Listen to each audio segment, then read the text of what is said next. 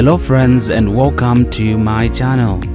This is Walter and today I'll be taking you through paper 13 from the May-June 2021 sitting. I hope you're gonna learn a lot from this, so let's get started.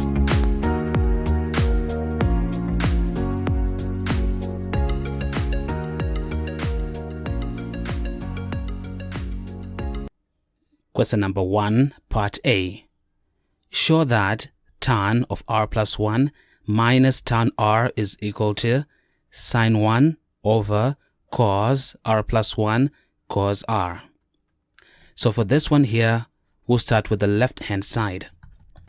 And on the left hand side, we have tan of r plus 1, which we can write down as sine of r plus 1 over cos of r plus 1, and it's minus tan r, which we can write as sine r over cos r.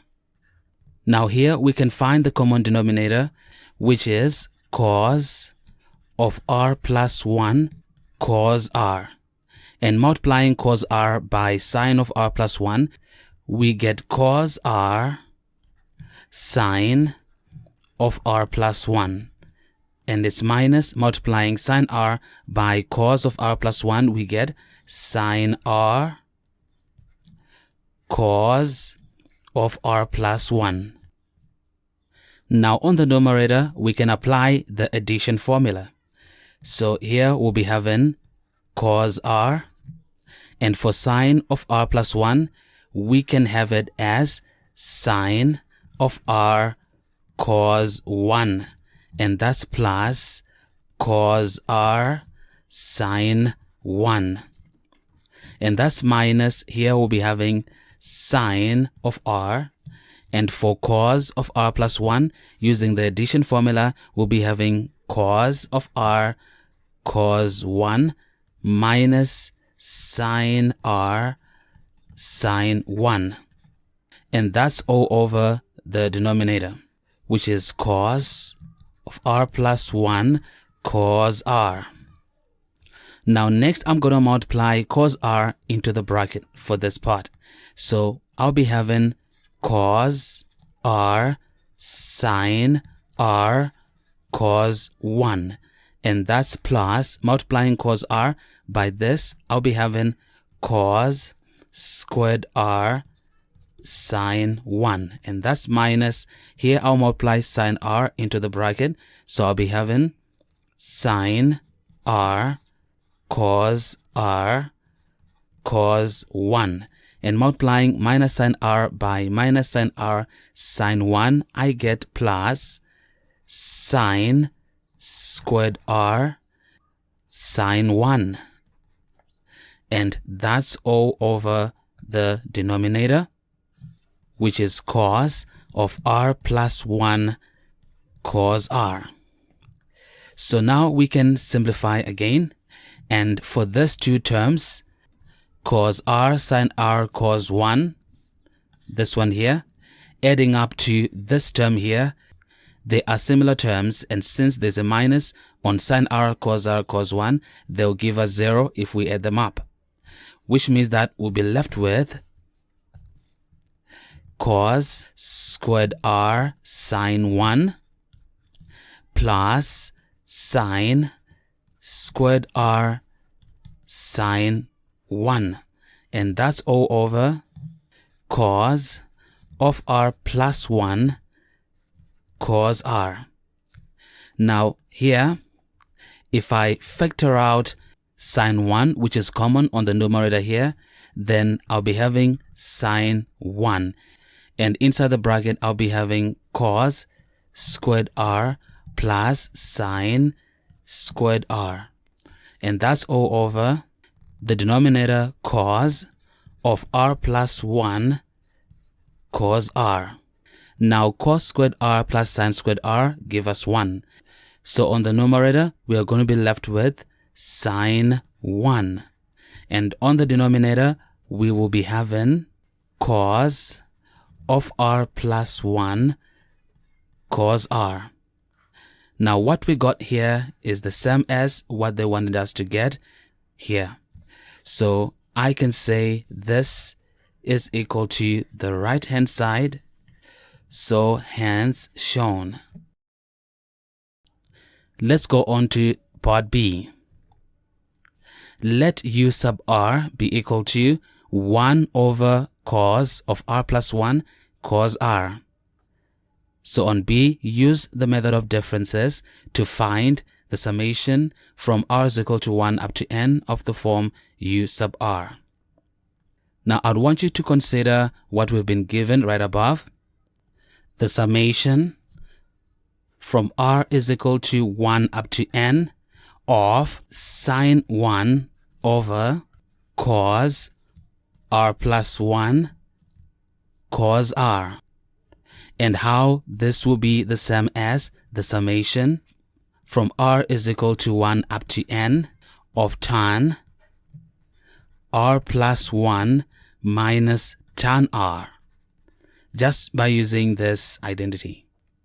So here we can factor out sine 1, so sine 1 of the summation from r is equal to 1 up to n of 1 over cos of r plus 1 cos r, and that will be equal to the same summation from r equal to 1 up to n of tan of r plus 1 minus tan r.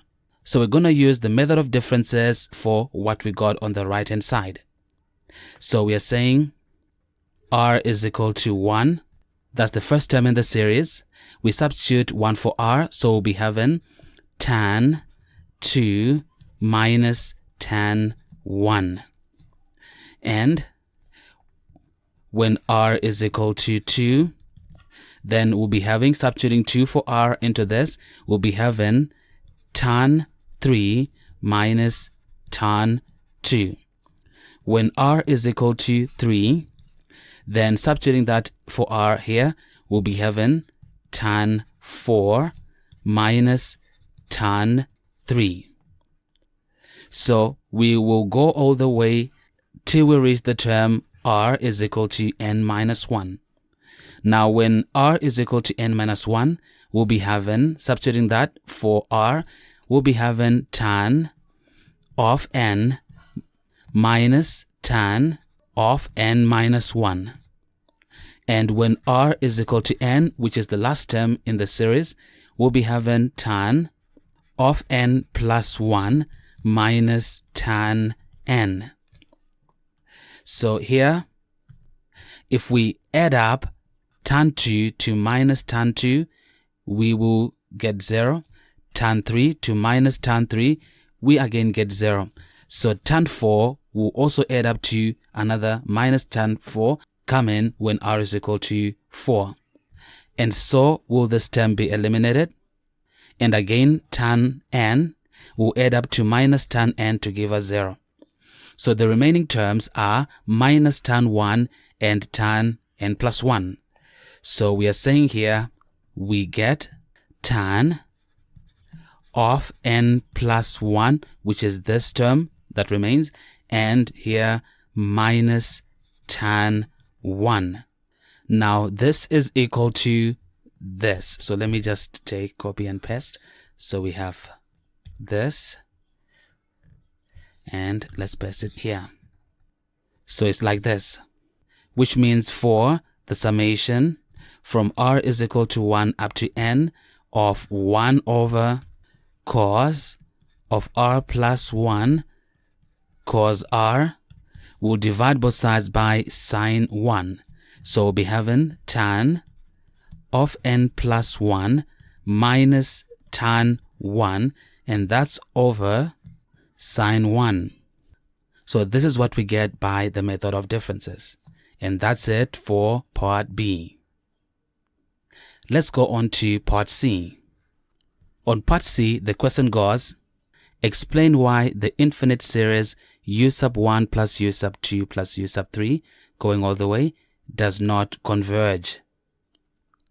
Now when a series is converging, it means that it approaches a certain finite or limiting value.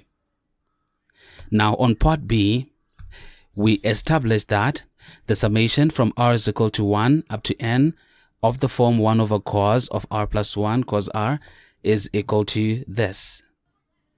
U sub 1 plus U sub 2 plus U sub 3 all the way is a sum to infinity.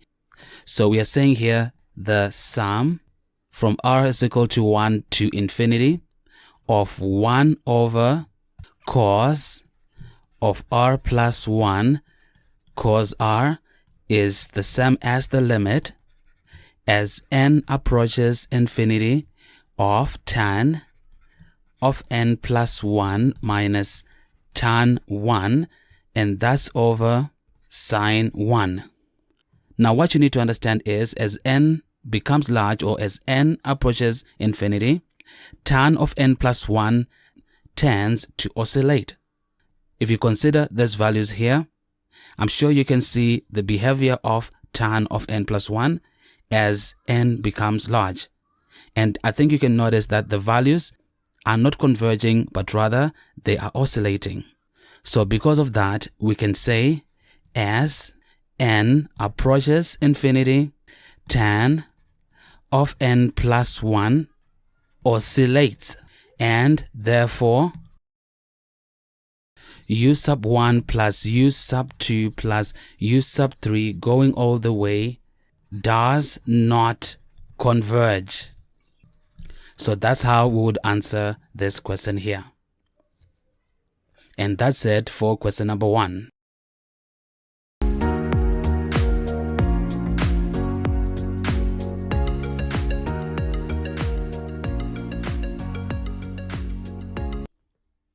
Question number 2. The cubic equation 2x cubed minus 4x squared plus 3 equal to 0 has roots alpha, beta, gamma. Let s sub n be equal to alpha to the power n plus beta to the power n plus gamma to the power of n. On A, state the value of s sub 1 and find the value of s sub 2. Okay, so s sub 1 should be the sum of roots. That's alpha plus beta plus gamma. Now here the sum of roots is minus b over a, minus of the coefficient of x squared, so that's minus of minus 4 over a, which is the coefficient of x cubed, that's 2. So here the answer comes out as 4 over 2, which is 2. So s sub 1 is 2. Then for s sub 2, that should be alpha squared plus beta squared plus gamma squared. Now using the algebraic relationship, this is the same as the sum of roots squared minus 2 times the sum of the product of pairs of roots. So the sum of roots is 2, so we have 2 squared, and that's minus 2 of the sum of product of pairs is c over a. Now we do not have c, which should be the coefficient of the term in x, so we have 0 here. So what we're going to get is 2 squared minus 0, which is 4. So that's s sub 2 right there.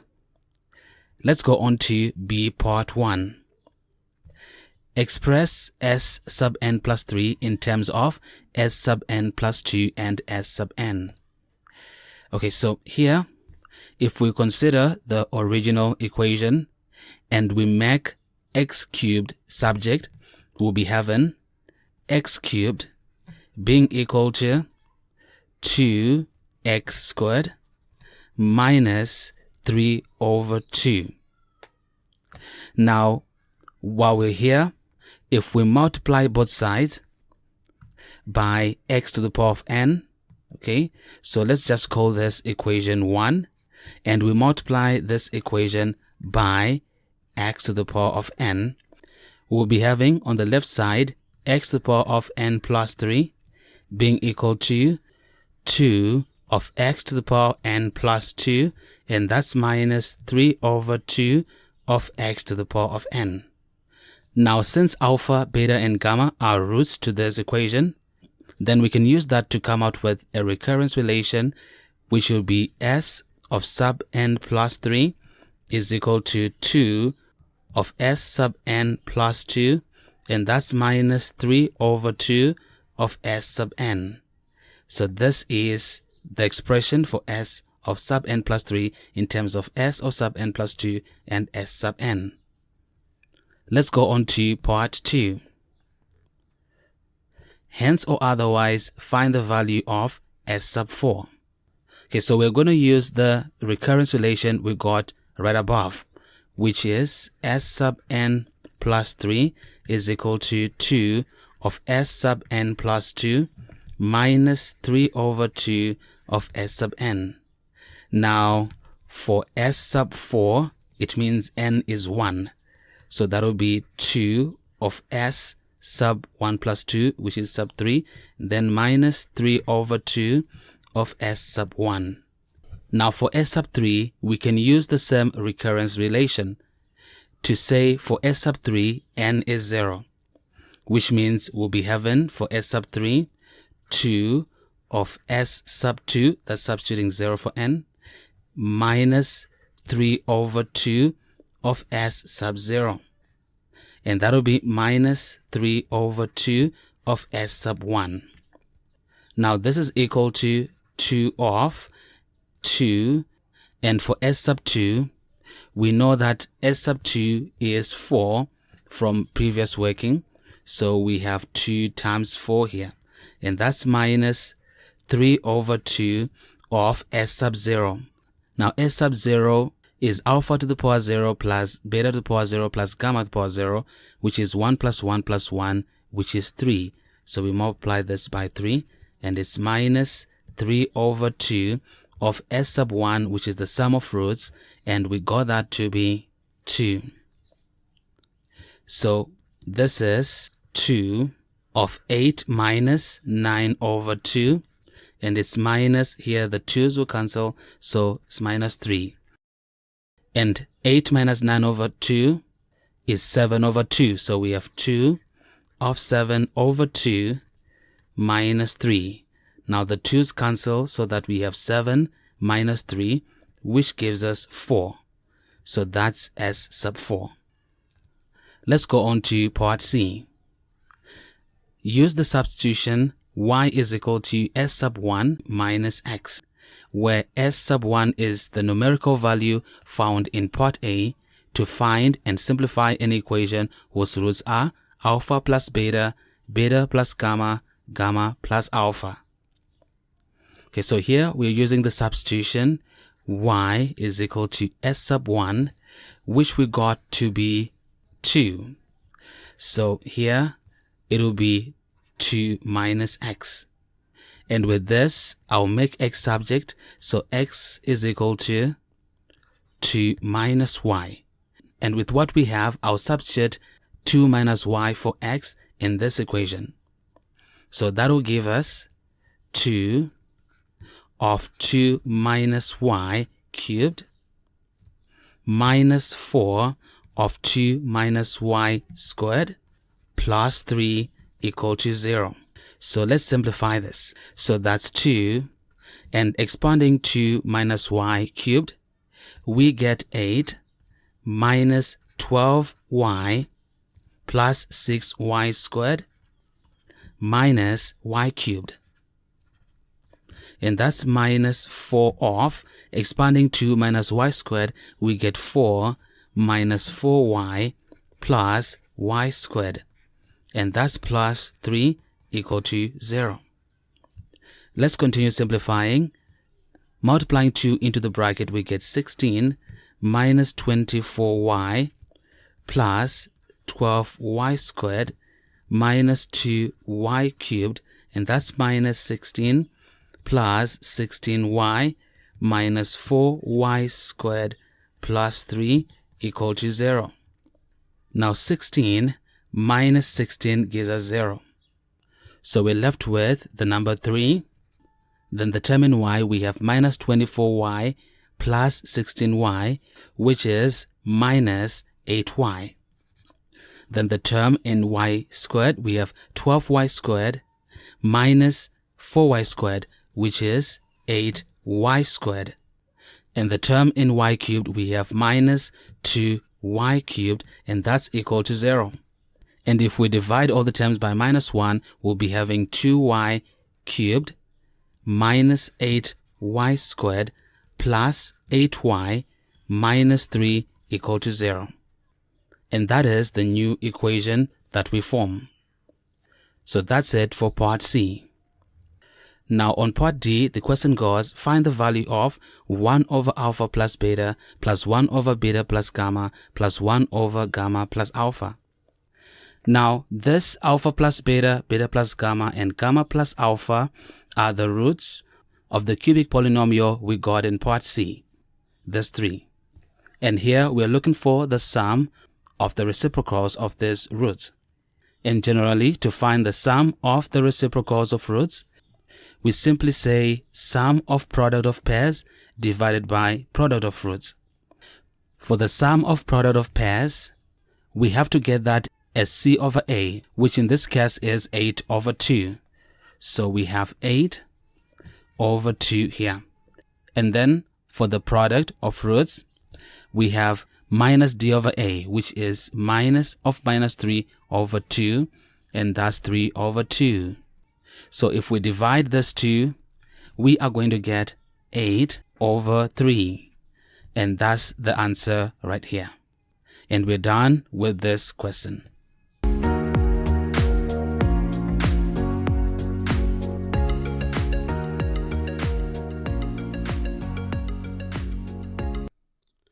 Question number 3. Part A. Prove by mathematical induction that for all positive integers n, the summation from r is equal to 1 up to n of the form 5r to the power 4 plus r squared is equal to half n squared of n plus 1 squared of 2n plus 1.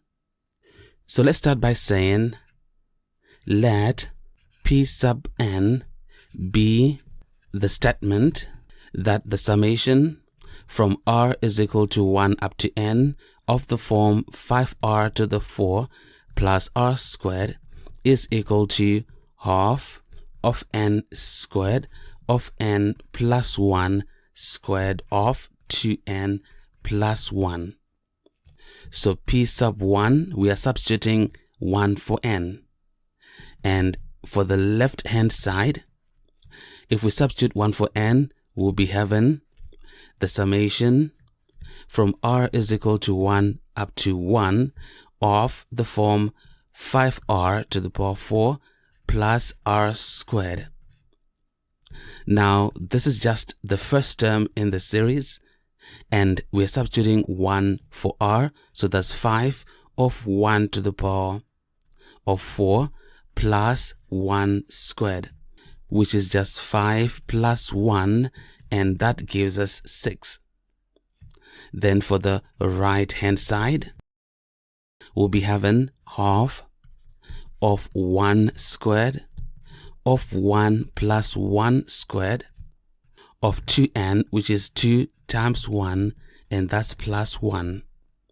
So this simplifies to a half of 1 squared, which is 1, and of 1 plus 1 squared, which is 4, and it's times 2 times 1, that's 2 plus 1, that's 3, and that's half of 4, that's 2, and 2 times 3 gives us 6. So we are saying that the left hand side is coming out equal to the right hand side, and therefore P sub 1 is true. Let's go on to the next part, where I'll say assume that P sub k is true, and that's for some integer value k, which therefore means the summation from r is equal to 1 up to k of the form 5r to the power 4 plus r squared should be equal to a half k squared of k plus 1 squared of 2k plus 1. So that's what we'll be having right here. Now we go on to proving for P sub k plus 1. And here that means the summation from r is equal to 1 up to k plus 1 of the form 5r to the 4 plus r squared. Now this is the same as the summation from r is equal to 1 up to k of the form 5r to the power 4 plus r squared, and that's plus the k plus 1th term. So we've done this so that we can make use of the assumption, because we know that the summation from r is equal to 1 up to k of the form 5r to the power 4 plus r squared is actually half of k squared of k plus 1 squared of 2k plus 1. And that's plus the k plus 1th term means we're substituting k plus 1 into this form. So that'll be 5 of k plus 1 to the power 4 plus k plus 1 squared. So let's simplify this. So here we can factor out for the common term half of k plus 1 squared. And if we do that, we'll be having inside the bracket dividing half of k plus 1 squared into this first term, we'll be having k squared of 2k plus 1. And if we divide half of k plus 1 squared into this second term, we'll be having 5 divided by a half, that's 10. And k plus 1 to the power 4 divided by k plus 1 squared is k plus 1 squared. Then dividing k plus 1 squared by half of k plus 1 squared, we'll be having that coming out as 2. So this is what we get inside the bracket. Let's simplify. So that's half of k plus 1 squared, and inside the bracket we'll be having k squared multiplying 2k plus 1 is 2k cubed, and that's plus k squared, and that's plus 10 of expanding k plus 1 squared, we'll be having k squared plus 2k plus 1, and that's plus 2 like this. So that's half of k plus 1 squared of 2k cubed, and here we've got k squared plus 10k squared coming out from here, so that'll be 11k squared, and that'll be plus 10 times 2k, which is 20k, and that's plus 10 times 1, that's 10, and plus 2, we get 12. Now we can continue simplifying, and here we need to factorize the 2k cubed plus 11k squared plus 20k plus 12. Okay, so that's half of k plus 1 squared. Now if you factorize this cubic polynomial, then you're going to get for that k plus 2 squared of 2k plus 3. Now what we've gotten right here is actually what we need to get, proving that p sub k plus 1 is true. So if you're going to substitute n for k plus 1 into this, you find that it'll give you this exact form. So from here I'll say, therefore p sub k plus 1 is true. So I'll write the concluding statement, and I'll say, if p sub k is true, then p sub k plus 1 is also true. And therefore, by the principle of mathematical induction, p sub n is true, and that is for all positive integers n. So for all positive integers n. And that's it for part A.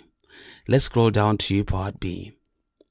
use the result given in part A together with the list of formulae MF19 to find the summation from r is equal to 1 up to n of the form r to the power 4 in terms of n, fully factorizing your answer.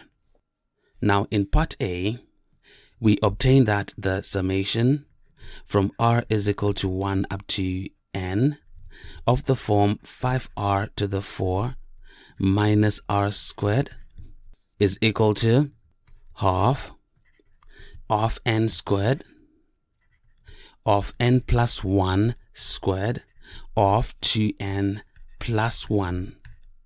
Now here we know that the summation is distributive, which means 5 of the summation from r is equal to 1 up to n of the form r to the power 4 minus the summation from r is equal to 1 up to n of the form r squared is equal to the half n squared of n plus 1 squared of 2n plus 1.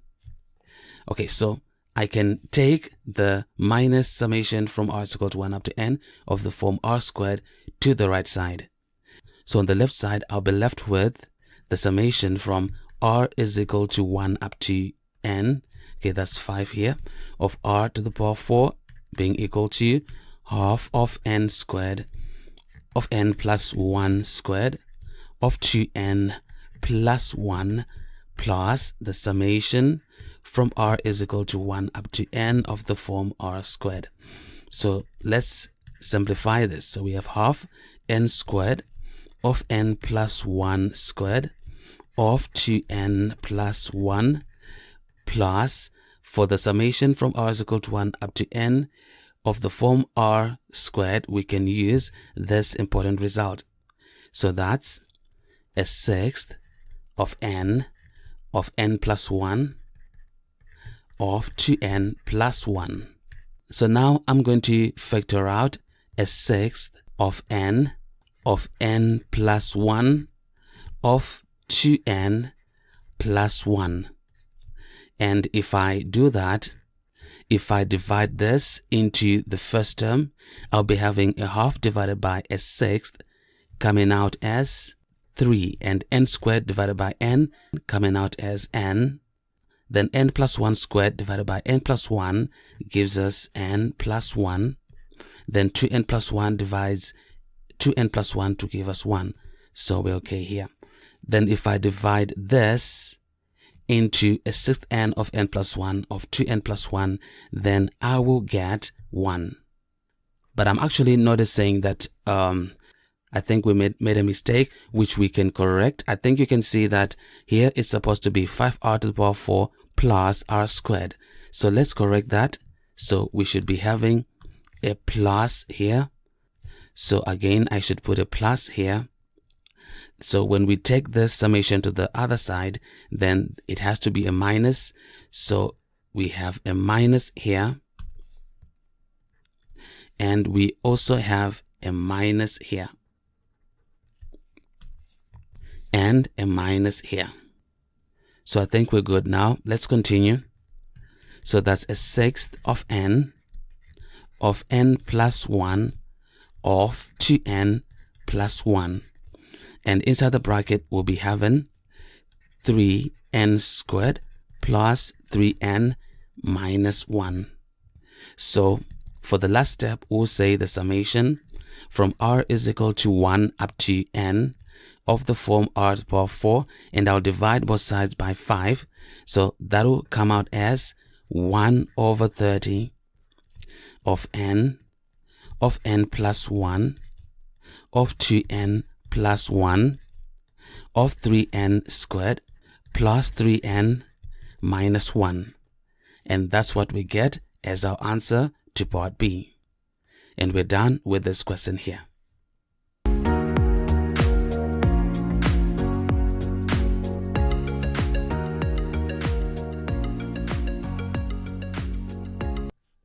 Question number 4.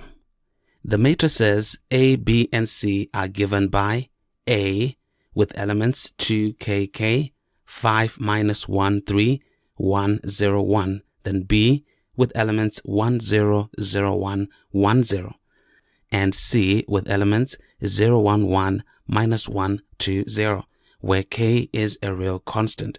So on A, find CAB. Okay, so we're saying here CAB is equal to the matrix C, which has elements 0, 1, 1, then minus 1, 2, 0. And the matrix A has elements 2, K, K, 5, minus 1, 3, 1, 0, 1. Then B is the matrix 1, 0, 0, 1, 1, 0. So let's do the multiplication, and we're going to start with the first two matrices. So we'll multiply row by column. So here, this first row times the first column in the second matrix. So that's 0 times 2, which is 0, plus 1 times 5, which is 5, and it's plus 1 times 1, which is 1. So we have 5 plus 1 here, which is 6. So I'll just write down 6 here. Then this top row again and the second column in the second matrix. So that'll be 0 times K, that's 0, plus 1 times minus 1, which is minus 1, and that's plus 1 times 0, and that's 0. So we just have minus 1 here. Then still the top row and the third column, it's 0 times K, which is 0, and it's plus 1 times 3, which is 3, and that's plus 1 times 1, which is 1, so it's plus 1. Now 3 plus 1 is 4, so we are going to have 4 here. I go on to the second row, and now I multiply that with the first column, so that's minus 1 times 2, which is minus 2, then 2 times 5, which is 10, so that's plus 10, and plus 0 times 1, which is 0. So minus 2 plus 10 is 8, so I'll have 8 here. Next, I take this second row and I multiply that by the second column. So minus 1 times K is minus K, and it's plus 2 times minus 1, which is minus 2, and it's plus 0 times 0, which is 0. Then I'll be having the second row multiplied by this third column in the second matrix. So minus 1 times K is minus K, and that's plus 2 times 3, which is 6, and it's plus 0 times 1, which is 0. So this is what we get when we multiply the first two matrices. So that's multiplied by 1, 0, 0, 1, 1, 0. So now we multiply these two matrices. So here I'll go this row times this column.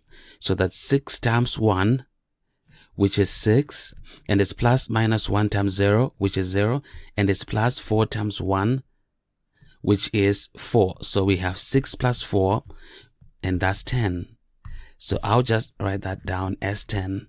Then this first row times the second column in the second matrix. So that's 6 times 0, which is 0, and it's plus minus 1 times 1, which is minus 1, and it's plus 4 times 0, which is 0.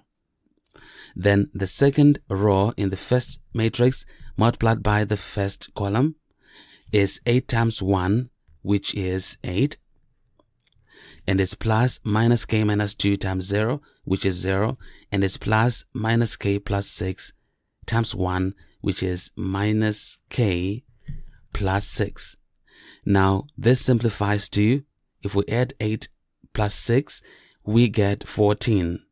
So here we'll be getting minus K plus 14.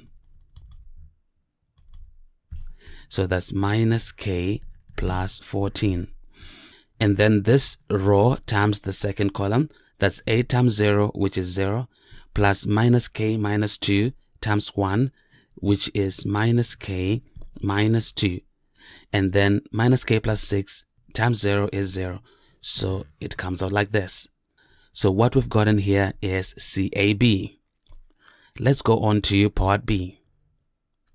Given that A is singular, find the value of K. So the matrix A is this matrix here.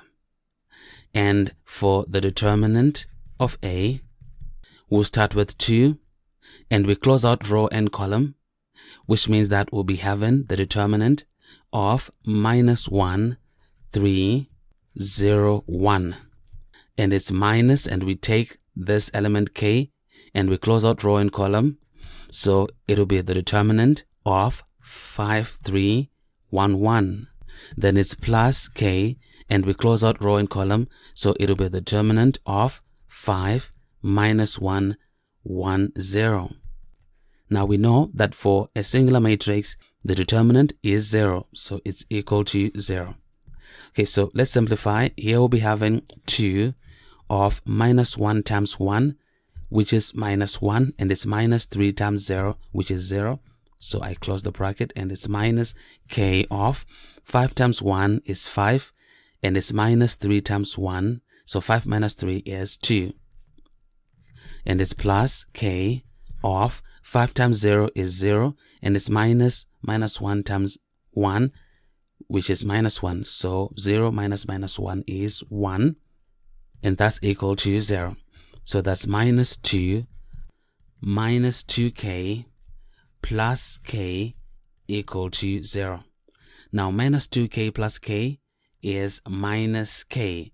So we have minus k, and -2, if we cross it over to the other side, comes out as +2.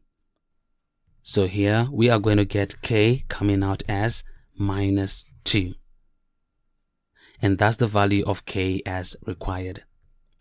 Let's scroll down to part C.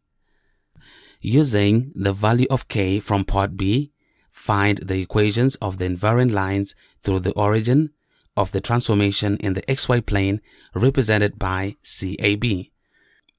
Okay, so we got CAB in part A as this matrix here. So let me just copy it down. So here it is. This is CAB. And since in part B, we got k to be -2, and therefore CAB will be equal to 10 minus 1, and this will be minus of -2 plus 14, that will be 16. Then minus of -2, which is 2, minus 2 gives us 0. So this is the matrix CAB. Now we are looking for equations of the invariant lines through the origin of the transformation represented by CAB. So here we're going to say 10 minus 1, 16, 0, multiplying xy should give us the image x dash y dash. Okay, so from here I'll multiply row and column to get 10x minus y, and row by column to get 16x, and 0 times y is 0, so it's like this. This is what we get, and it's equal to x dash y dash. So we can come out with 10x minus y is equal to x dash, then 16x is equal to y dash. Now here, since y is equal to mx for lines passing through the origin, we can substitute mx for y into this. So we'll be having 10x minus, in place of y, I'll put mx, and that's equal to x dash. And on the second equation, we'll just be having 16x is equal to y dash. Now the image x dash y dash should also have the form y is equal to mx. So we're saying for invariant lines through the origin, y dash should be equal to m of x dash. So here I will take y dash, which is 16x, and equate it to m of x dash, and for x dash I'll have 10x minus mx. Okay, so that's 16x is equal to 10 mx minus m squared x. So now here I'll divide all the terms by x to get rid of the common x here. So 16 is equal to 10m minus m squared. So we have a quadratic here.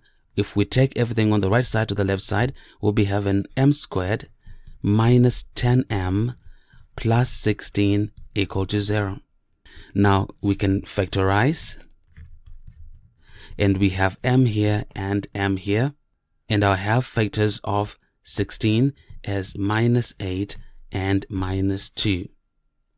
So here we will get m coming out as 2 or 8. So therefore, the invariant lines through the origin,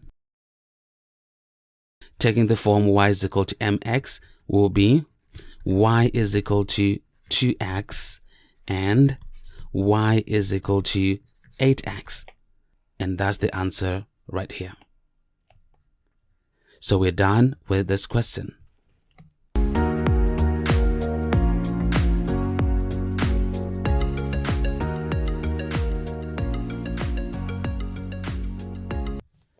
Question number 5. The curve C has polar equation r is equal to 1 over pi minus theta minus 1 over pi, where theta ranges between 0 and a half pi. On A, sketch C. Now we can make the sketch on a polar plane like this one. Here, since we have the range from 0 to a half pi, I will have 4 intervals within the range. So pi over 2 divided by 4 is pi over 8. So it means I'll be going in pi over 8 increments from theta is equal to 0. So this is pi over 8, and this is 2 pi over 8, which is pi over 4, and this is 3 pi over 8, and this is 4 pi over 8, which is pi over 2. Now from here, using this equation, I'll make a table of values, and I'll have my theta values in place.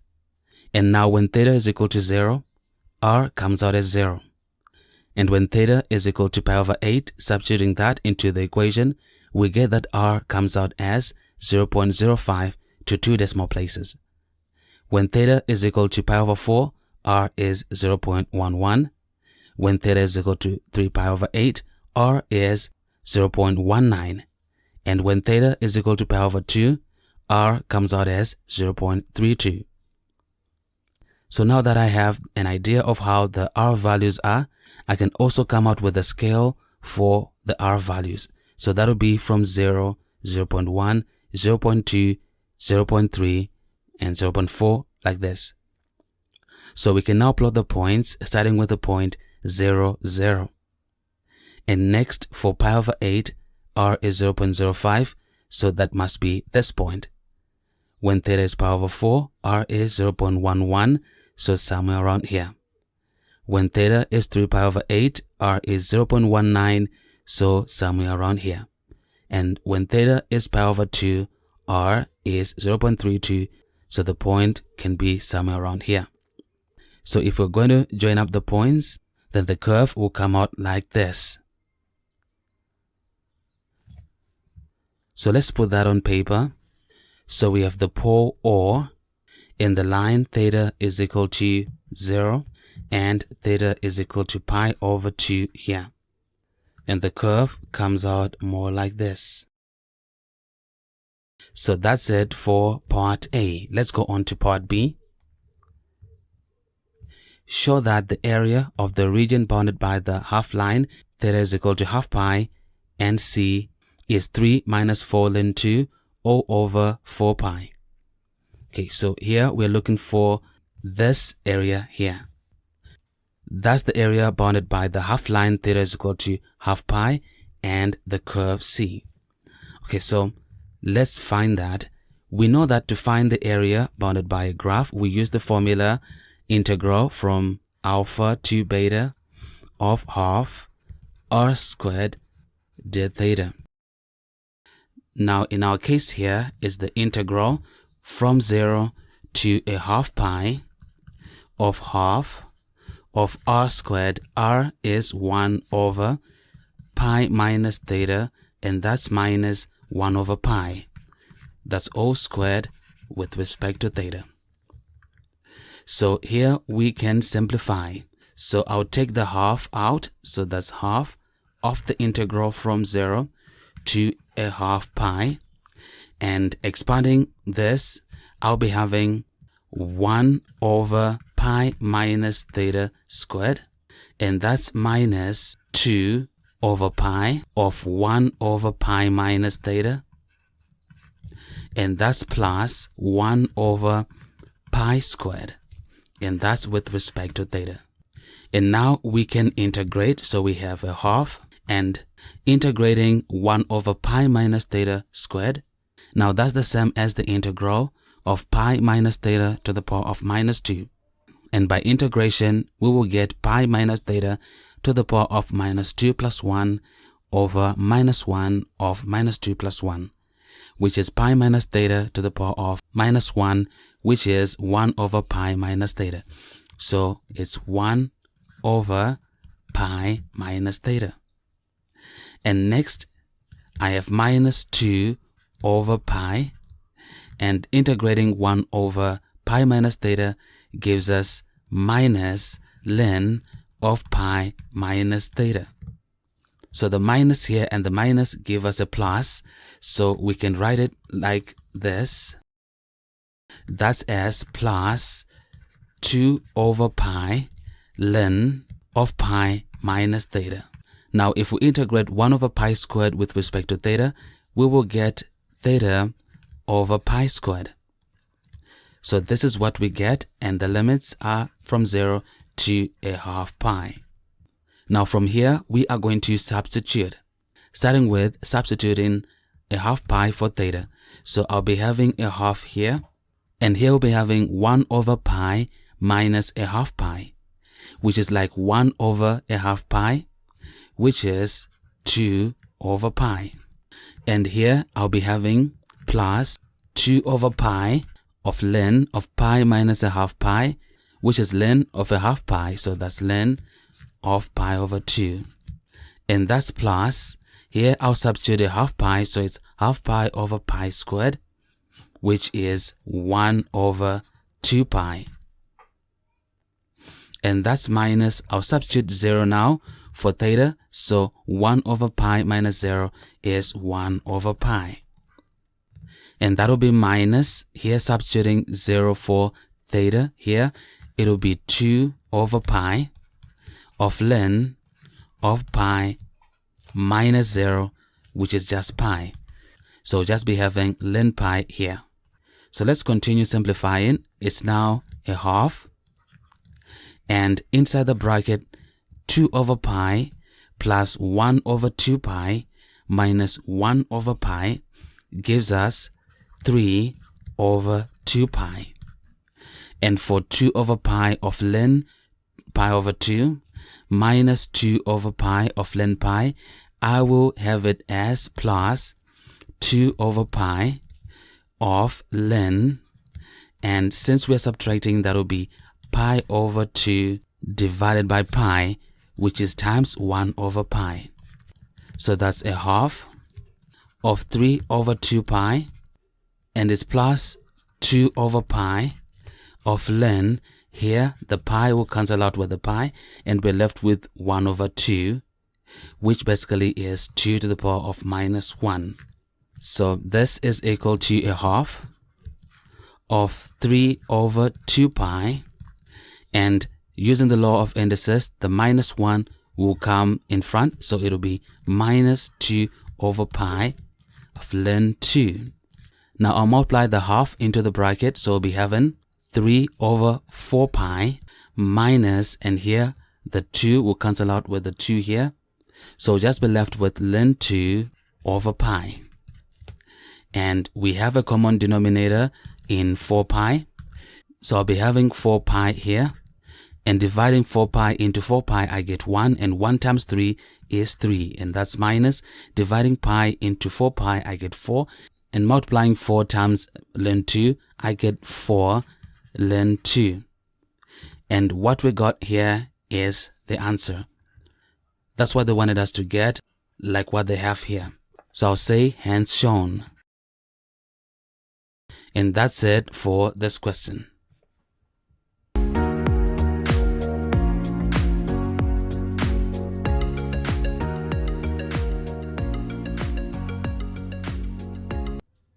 Question number 6.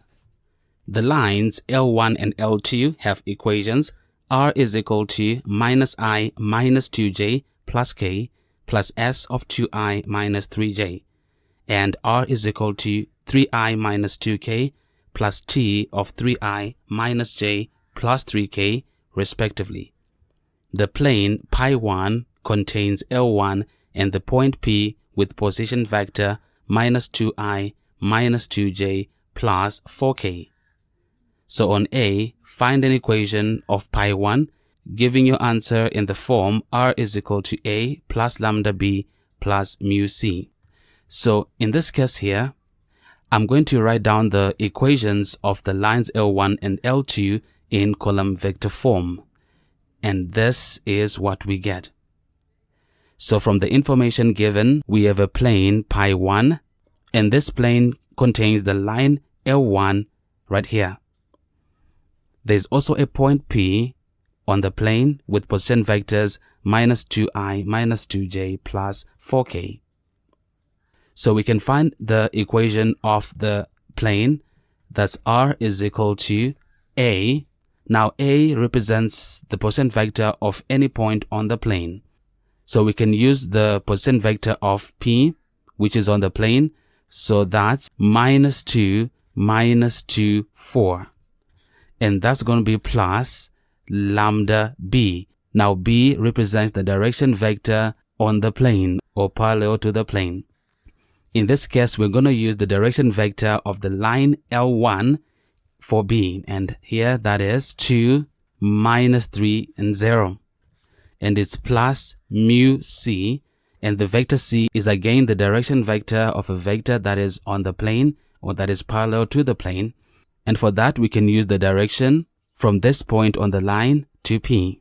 So we can call this point A, and A is the position vector of a point on the line. So that's minus 1, minus 2, 1. And P, we already have it. So we can find AP. So that's OP minus OA. OP is the vector minus 2, minus 2, 4. And that's minus OA, which is the vector minus 1, minus 2, 1. So we can simplify this and we get r is equal to minus 2, minus 2, 4 plus lambda 2 minus 3, 0 plus mu of, in this case, minus 2 minus minus 1 is minus 1. Minus 2 minus minus 2 gives us 0. Then 4 minus 1 is 3.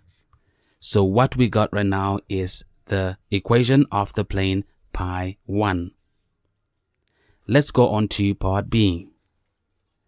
On part B, the question goes, the plane pi2 contains L2 and is parallel to L1. So find an equation of pi2, giving your answer in the form ax plus by plus cz equal to d. So in this case here, we've got a plane pi2. And this plane contains the line L2 and is also parallel to the line L1. So to find the equation of the plane pi2, we are going to use r dot n is equal to d. That's the form of the equation of the plane. Now n is the normal to the plane. And for the normal to the plane, we're going to need two direction vectors on the plane. And for that, we're going to use the direction vector of the line L2, which happens to be 3 minus 1, 3. And we'll do cross product with the direction vector of another vector on the plane. So we can translate the line L1 onto the plane and make use of its direction vector, which is 2 minus 3, 0. So that's 3 minus 1, 3. Then 2 minus 3, 0. So this is going to give us, here closing out I, will be having minus 1, 3, minus 3, 0, and that's I. And closing out for j, that will be minus, and that's 3, 3, 2, 0, and that's 4j. And that's plus, closing out for k, we'll be having 3, minus 1, 2, and minus 3, and that's k. So we can simplify. Here, minus 1 times 0 is 0, and it's minus 3 times minus 3, and we get 9i. And that's minus, and here 3 times 0 is 0, and it's minus 3 times 2, that's 6. So it's minus of minus 6, which gives us plus 6j. And here 3 times minus 3 is minus 9, and that's minus of minus 2 from this 2.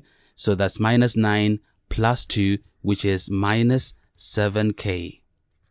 So what we've got right now is the normal to the plane pi 2.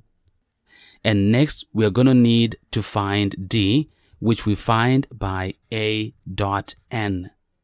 So in our case here, a is any point on the plane, so we'll make use of the point on L2, that's 3, 0, minus 2. And it's dot n, n is the normal to the plane. We got that to be 9, 6, minus 7. So this is going to give us 3 times 9, which is 27, plus 0 times 6, which is 0, plus minus 2 times minus 7, which is 14. And 27 plus 14 gives us 41. So we're going to have the equation of the plane coming out as r dot, and the normal is 9, 6, minus 7, and it's equal to 41. That's the d. And this is the same as 9x plus 6y minus 7z equal to 41. And that's the answer as required here in the form ax plus by plus cz equal to d. So we can now scroll down to part C. Find the acute angle between pi 1 and pi 2. So in order for us to find the acute angle between the two planes, we can make use of this formula here. For this formula, we are going to need the normals to both the planes. For pi 1, the normal, we need to find it because we don't have it yet. So what I'll do is I will take the vector equation of the plane pi 1. So here it is, and I'll paste it here. So we can find the normal n, which let's call that n1, by cross multiplying the direction vectors on the plane.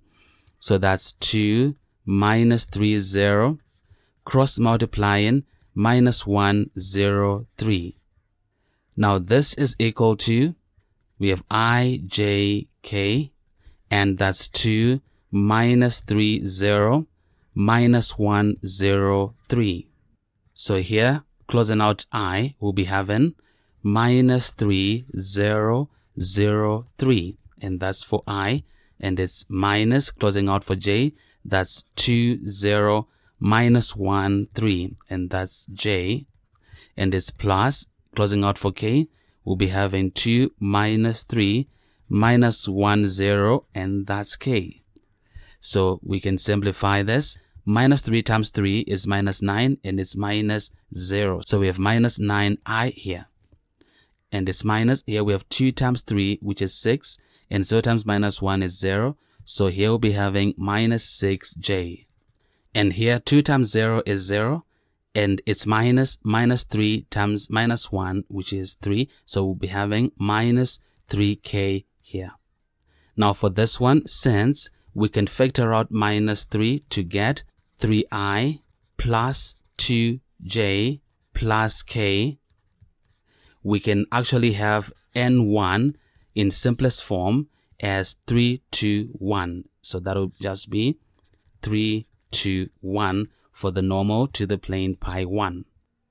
Now for the plane pi 2, we already have the normal, that's n2. And here the normal on part B, we were looking for the equation of the plane pi 2, and we got the normal to be this 9i plus 6j minus 7k. So that's 9, 6, and minus 7. So let's have that. That's 9, 6, and minus 7. So with these two normals, we can find the angle. So that'll be cos of the angle is equal to, and here the dot product of the normals, that's 3, 2, 1 dot, and here we'll be having 9, 6 minus 7, and that's going to be O over and the square root of 3 squared plus 2 squared plus 1 squared, and that's times the square root of 9 squared plus 6 squared plus minus 7 squared. Okay, so let's simplify this, which means we'll be having here 3 times 9, that's 27, plus 2 times 6, which is 12, plus 1 times minus 7, which is minus 7. And that's going to be over the square root of 3 squared plus 2 squared plus 1 squared is 14. So that's root 14. And it's times the square root of here 9 squared plus 6 squared plus minus 7 squared gives us 166. So that's going to be equal to, here we have 27 plus 12 minus 7, which is 32. So it's 32 over root 14 root 166. So for theta, we are saying that's arc cos of 32 over root 14 root 166. So we can make use of the calculator for that. So that's shift cos, and we have the fraction 32, and that's over, and we have root 14, and it's times root 166. And close, and what we get here is 48.4.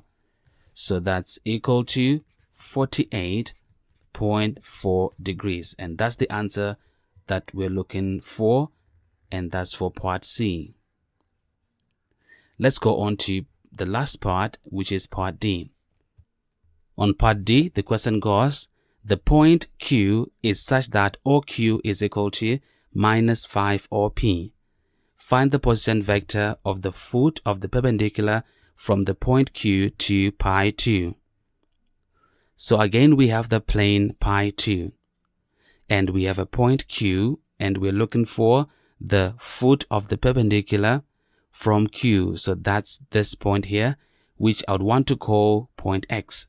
So it means we're looking for the position vector of this point X. So first of all, let's use the information given that OQ is equal to minus 5 OP.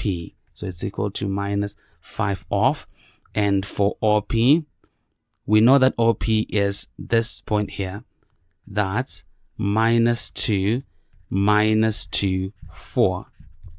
So it means that OQ is minus 5 times minus 2, that's 10. Then here again we have 10. Then minus 5 times 4, that's minus 20. So we have OQ here. So here what we're going to do is we're going to find the vector equation of QX.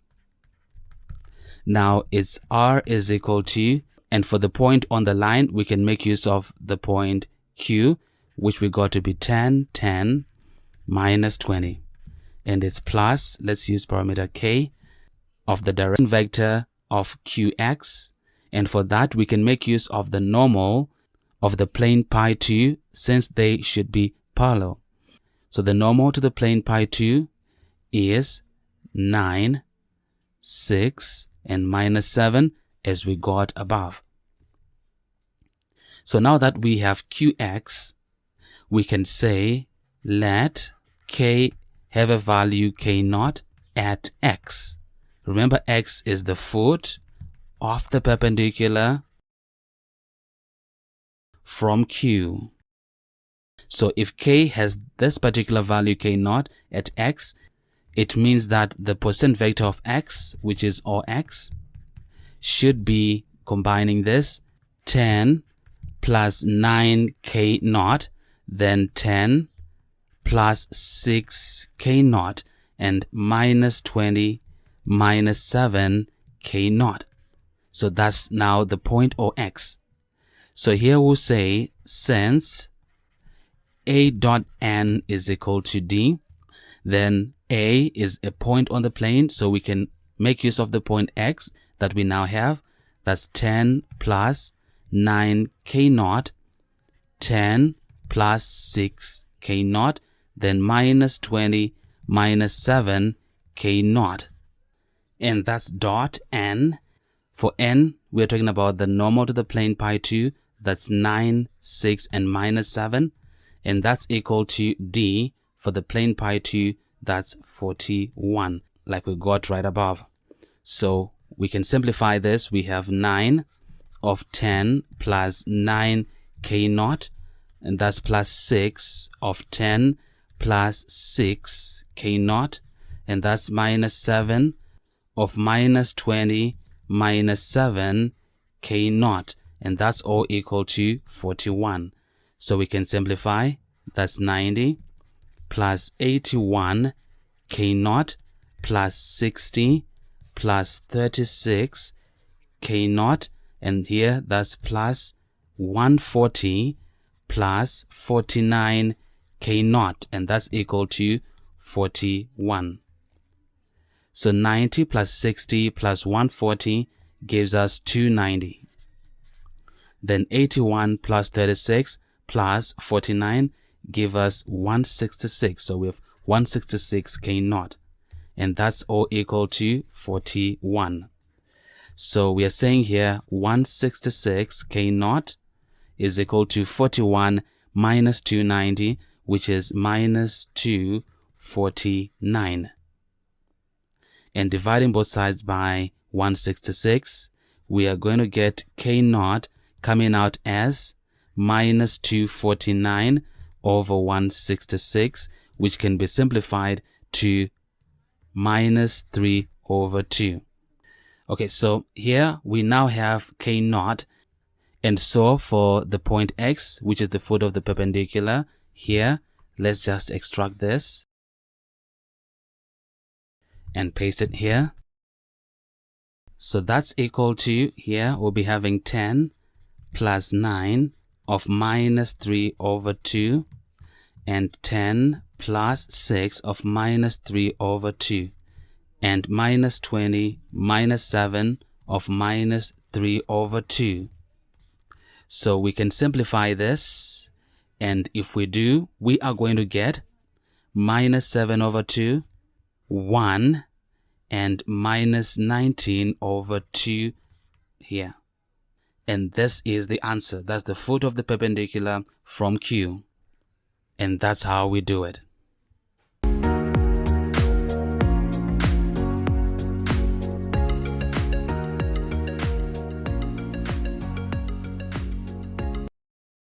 Question number 7. The curve C has equation y is equal to x squared minus x minus 3 over 1 plus x minus x squared.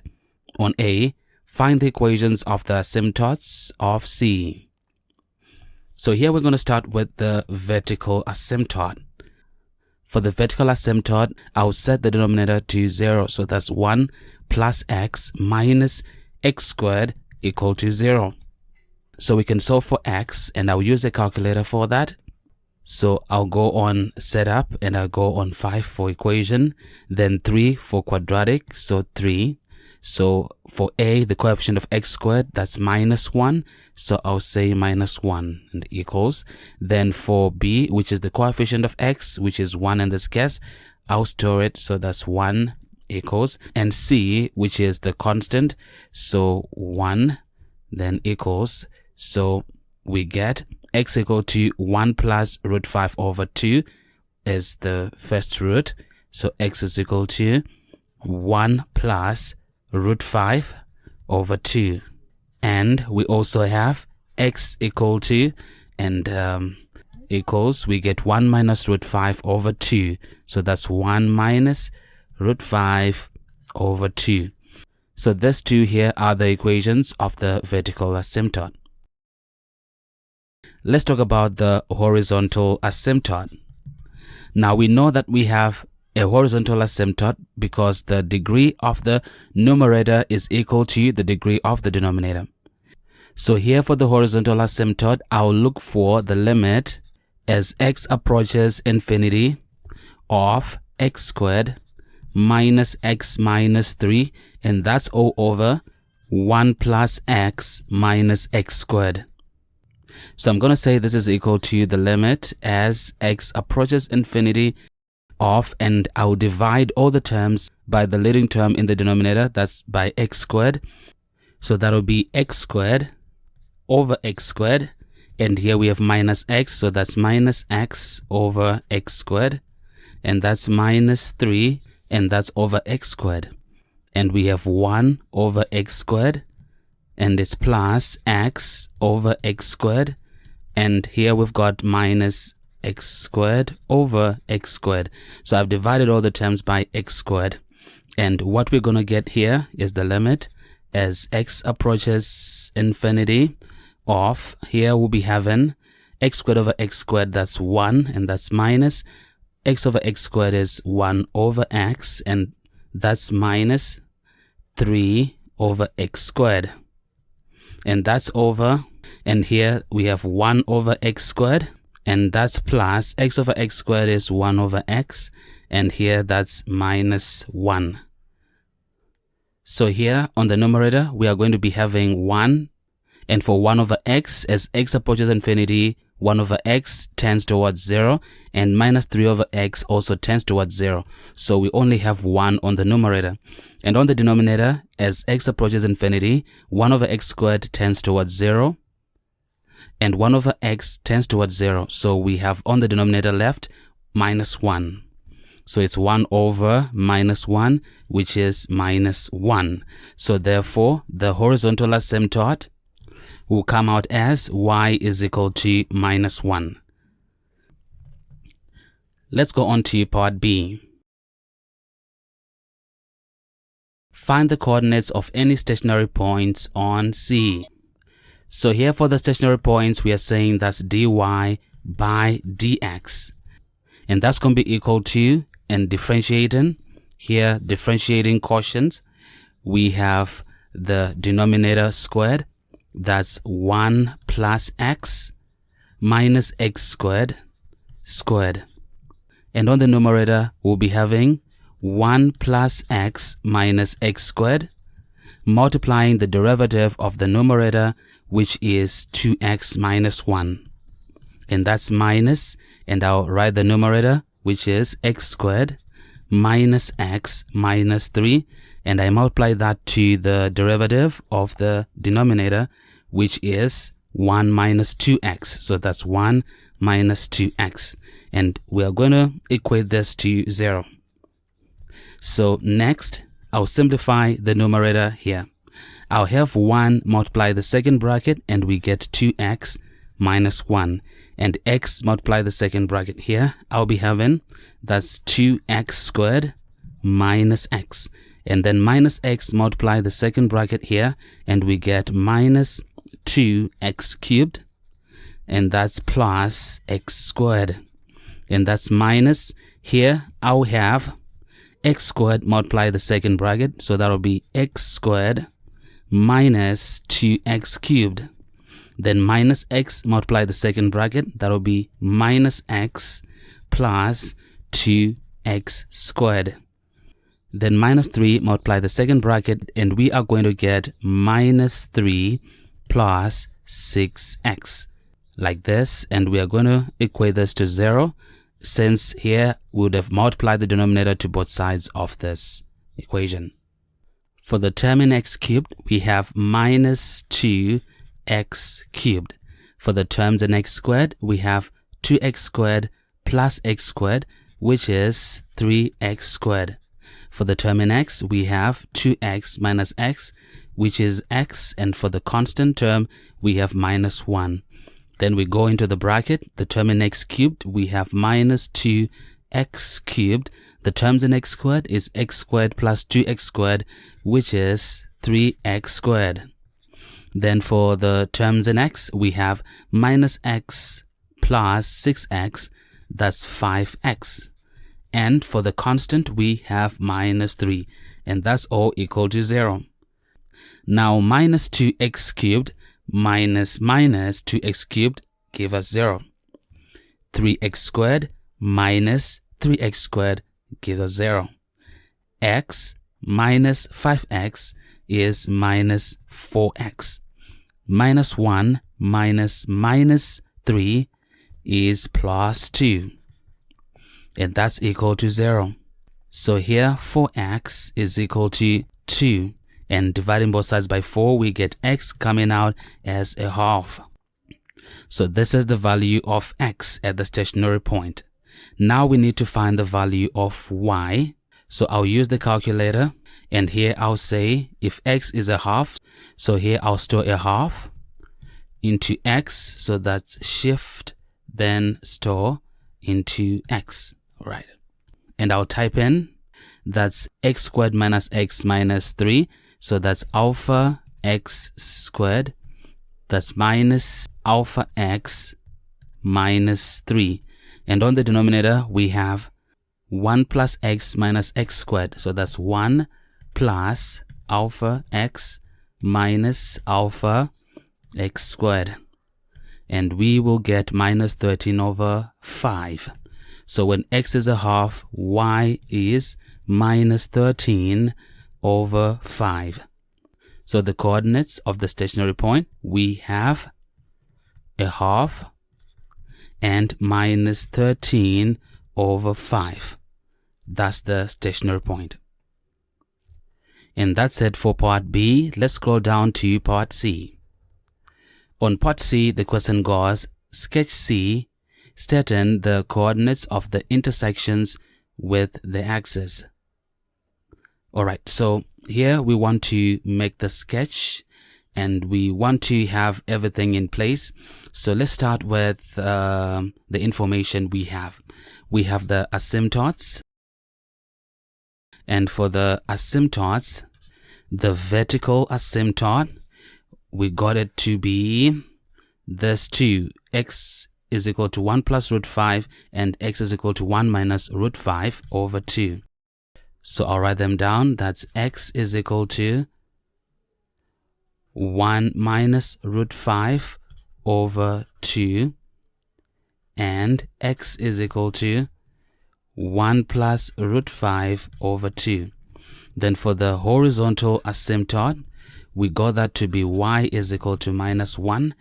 I remember that's what we got. Yeah, y is equal to minus 1. We also got the turning point. The turning point, we got it in part B, and it came out to be this point, a half, and minus 13 over 5. So let's have that. Turning point is at a half and minus 13 over 5. Let's also talk about the intersections with the axis. So I'll call them intercepts. And for the intercepts, we're saying when x is equal to 0, what is y? So if we consider the equation of the curve and x is 0, then you find that y comes out as minus 3. And now when y is equal to 0, what is x? So if y is 0, then this equation x squared minus x minus 3 equal to 0. And we can solve for x. Let's use the calculator for quick working. So mod 5 and 3. So in A, we'll be having 1. And in B, we'll be having minus 1. And in C, we'll be having minus 3. So we get the answers. This is the x coordinate. So for the first solution, we get 1 plus root 13 over 2. So x is equal to 1 plus root 13 all over 2. And the other value, we get 1 minus root 13 over 2. So that's 1 minus root 13 over 2. So the coordinates of the axis, we have 0 minus 3. Then we have 1 plus root 13 all over 2 and 0. And we also have 1 minus root 13 all over 2 and 0. So these are the 3 intercepts. So we can now go on to make the sketch. So I'll start with the axis. So here they are. So we have y and we have x and the origin here. Now the horizontal asymptote, we have y is equal to -1, and here it is. And the intercept is at -1. Then we have the vertical asymptote, x is equal to 1 minus root 5 over 2, and here it is. And we also have x is equal to 1 plus root 5 over 2, and it should be here. Now considering that the graph has a turning point at the point half and minus 13 over 5, we should be around this point. So we know that the graph is going to come out like this. And also considering that we have an intercept, which should be this point here. So we have -3 roundabout here. Then we also have an intercept at 1 minus root 13 over 2, which is around this point. So the graph should be coming out to be more like this. And we also have an intercept at the point 1 plus root 13 over 2, 0. So the graph should be coming out like this. And this is how the graph comes out to be like. Let's go on to part D. On part D, the question goes, sketch the curve with the equation y is equal to mod of the function and find in exact form the set of values of x for which the modulus of the function is less than 3. Okay, so for this, we are going to take this graph here. And I will paste it here. So I'll reflect this part of the graph that is below the x-axis in the x-axis. So it'll come out to be like this. And for this tail, on the right, I'll also reflect it. So it'll come out to be like this. And then for this part, I'll also reflect it in the x-axis. And it will come out to be like this. So it intercepts here now at 3. So I'll remove the part of the graph that is below the x-axis. And we have our graph like this. So this is the origin here. This here is 1 minus root 5 over 2. And this is 1 plus root 5 over 2. And for the intercept with the x-axis, we'll be having 1 minus root 13 over 2 and 1 plus root 13 over 2. So this is how the modulus graph will come out like. Now for the other part of the question, find in exact form the set of values of x for which the modulus of the function is less than 3. So for this one here, let us consider this line y is equal to 3. And at these 4 points, the line y is equal to 3 intersects with the graph. So here, for these 2 points, the graph x squared minus x minus 3 over 1 plus x minus x squared intersects the graph of y is equal to 3. And also at these 2 points, the graph of minus of x squared minus x minus 3 over 1 plus x minus x squared intersects with the graph of y is equal to 3. So we can make use of these 2 equations to find the x coordinates of these 4 points of intersection. So here, multiplying both sides by the denominator, I'll be having x squared minus x minus 3 being equal to 3 of 1 plus x minus x squared. So that's x squared minus x minus 3 is equal to 3 plus 3x minus 3x squared. So I'll take everything that's on the right side to the left side. So x squared adds to 3x squared to give us 4x squared. Then minus x minus 3x is minus 4x. Then the 3 goes to the left, so that's minus 3, which is minus 6, and that's 0. So that's 2x squared minus 2x minus 3 equal to 0 if we divide both sides of this equation by 2. So we can use a calculator to solve for x. So the coefficient of x squared is a, so I'll store 2 for a. and minus 2 for b, so that's minus 2 equals, and minus 3 and equals. So I have stored a, b, and c as 2, minus 2, and minus 3 respectively. So the solutions we get are x is equal to 1 plus root 7 over 2. So that's x is equal to 1 plus root 7 over 2. And the other solution comes out as 1 minus root 7 all over 2. So that's 1 minus root 7 all over 2. So these two x coordinates correspond to this point and this point here. Next, let's solve for this equation here. So I'll multiply both sides by the denominator. So I'll be having minus of x squared minus x minus 3 is equal to 3 of 1 plus x minus x squared. So that's minus x squared plus x plus 3 equal to 3 plus 3x minus 3x squared. So I'll take everything on the right side to the left side. If we do that, we'll be having 2x squared minus 2x on the right side, and that'll be equal to 0.